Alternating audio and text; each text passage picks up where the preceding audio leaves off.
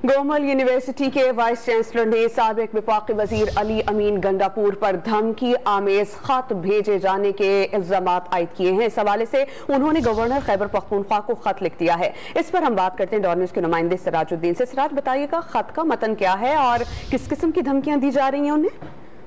देखिए, ये जो वाइस चांसलर है गोमल यूनिवर्सिटी डीआई खान, इसमें गवर्नर खैबर पख्तूनख्वा जो कि चांसलर्स भी हैं जो पब्लिक सेक्टर यूनिवर्सिटी से, इसको मरासिला लिखा है, मौक़िफ़ अपनाया है कि साबिक वफाकी वज़ीर जिनका ताल्लुक भी डीआई खान से है, वो यूनिवर्सिटी के यूनियन और स्टूडेंट्स के जो एहतजाज वहाँ पे जारी है, उनके गैर जायज़ जो डिमांड थे उनको पूरा करने के लिए यूनिवर्सिटी इंतजामिया पर दबाव डाल रहा है और बाकायदा तौर पर व्हाट्सएप पे उन्हें धमकी अमेज से उनके खानदान को संगीन नताइज की धमकियां दी है और उससे ये मुतालबा किया है कि वो बाकायदा तौर पर रिजाइन दे दे वीसी शिप से। इन तमाम जो धमकी अमेज जो मुबैना धमकी अमेज जो चीजें हैं, इनको जवाब बनाकर इन लोगों ने बाकायदा तौर पर चांसलर को गवर्नर खैबर पख्तूनख्वा को मरासिला इरसाल किया, जिसमें उनके ऊपर एक्शन लेने और उनके तहफ़्फ़ुज़ देने का भी मुतालबा किया। इसकी जो कॉपी है वो वज़ीर आज़म और प्रेसिडेंसी को भी इरसाल किया गया है और साथ में वाइस चांसलर का मौक़िफ़ यह है कि यूनिवर्सिटी के इंतजाम जो है वो खराब हो रहे हैं। इस तरह